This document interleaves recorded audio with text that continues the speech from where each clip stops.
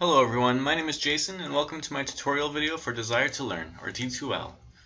So you can see here I'm at my D2L homepage. If you're ever exploring D2L and you need to get back to your homepage, you can simply click My Home at the very top left hand corner. Next to My Home, you can see it says Select a Course with a drop down menu. Clicking that is going to pull up all the individual courses that you're registered in, and clicking on the course will bring you to that specific course's content, which I'll show you in just a moment. On the right hand side, you can see a number of icons. The first is a message icon. Clicking it pulls up this little box that'll bring you to your pager and to your email. Now these are internal communication systems only, meaning you can only message people within Desire to Learn at Lambton College. So if you ever need to message a teacher or a student outside of the college, or if you need to message someone else, you need to use your My Lambton email service, which is your external service. So the pager is like an instant messaging service.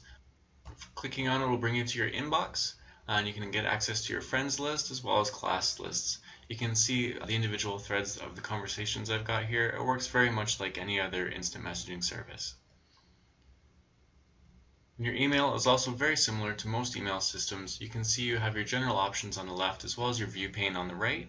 Now it will generally filter to all messages, so if you're looking for a message from a specific course, you can click the drop down menu, select the course, and it's going to filter your emails, which can make it easier to find that email that you're looking for.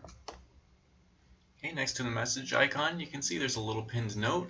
These are your update alerts. Whenever a grade gets released or other important information comes up, you'll see a little red dot in front of this icon, and clicking it is just going to bring up any alerts that are relevant to you.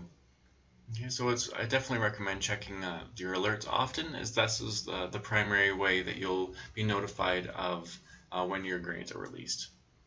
Okay, so next to that you can see a little message icon. It says subscription alerts. In my experience, you do not need to subscribe to any alerts. All the important alerts that you need will automatically be subscribed, so you don't have to worry about that. And next to that you can see my name with a picture. Now it didn't have the picture in there by default. I did have to add that. So by clicking the drop down menu, you can see there's profile, notifications, and account settings. So clicking on profile, you can go ahead and add a picture at this point. Okay, you can also add in your social networks, your contact information, as well as other education, work, and personal information, should you choose to.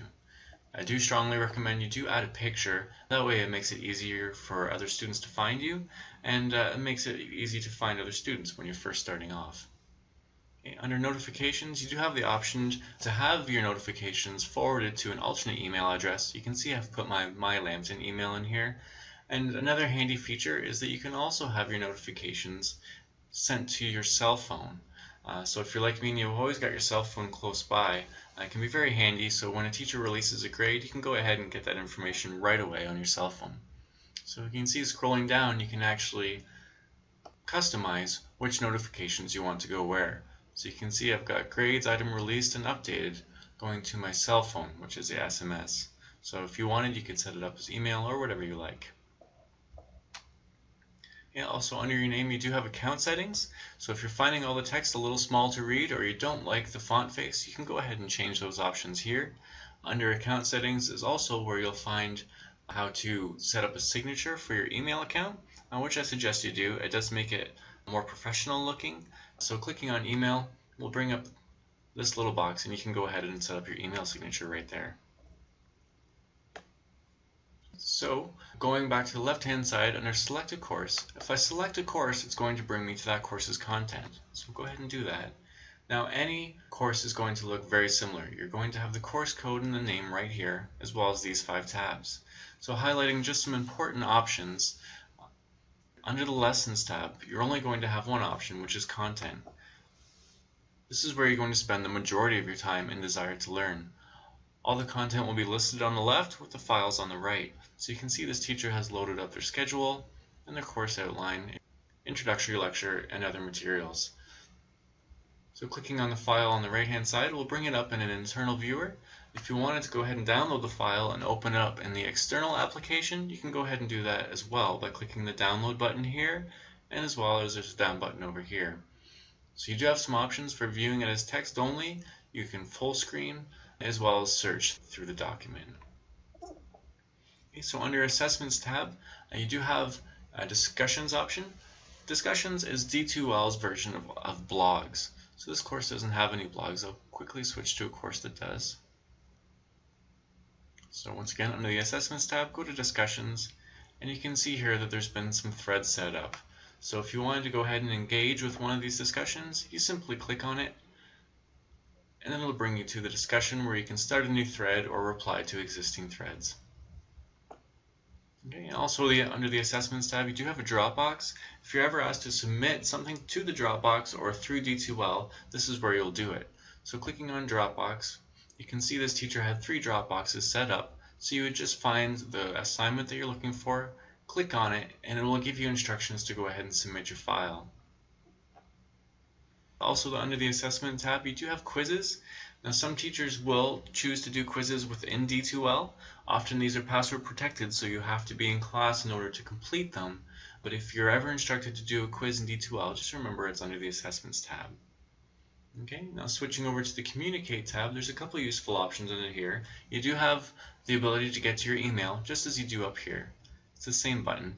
There is some redundancy built into D2L just to make it easier to use. A handy feature is your class list. Clicking on that will bring up all the people that are in the class for the class that you have selected up here, which can be kind of handy if you're looking for someone's D2L email address or if you wanted just to message them. Attendance you won't have to worry about. Teachers do take attendance in D2L, but this is not something you'll have to do yourself.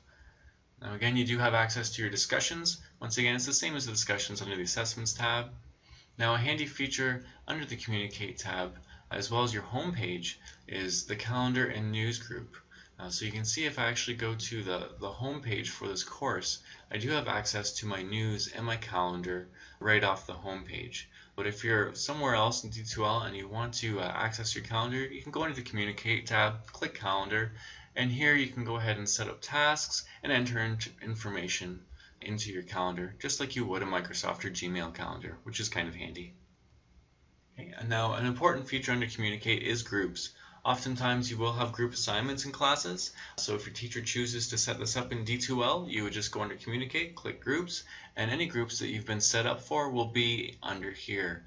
So this will enable you to submit Dropbox files as a group, as well as have discussions just within your group that other D2L users cannot see. Okay, My Tools is a tab that you will not use very often. Just be aware that sometimes teachers will post rubrics under My Tools.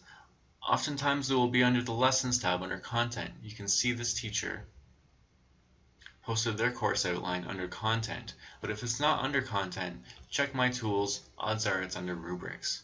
The most exciting and possibly the most straightforward of all of these is the grades. Simply click on the button and it's going to pull up all your grades for the course. You can see the grade items are on the left as well as the marks on the right. Sometimes teachers will go ahead and give you individual feedback, which I'll show you. I'm just switching my course. Go back to grades. So you can see this course is completed, so I've got a final calculated grade. But you would just see grade items on the left as well as feedback on the right. Sometimes you'll also see a graph next to the grade items. This just means you can click on it and see the grade distribution. Okay, so this has been D2L in a nutshell. For a more in-depth look at D2L, there is a longer video that I've done. Feel free to check that out. But in the meantime, I wish you the best at Lambton College and have a great day.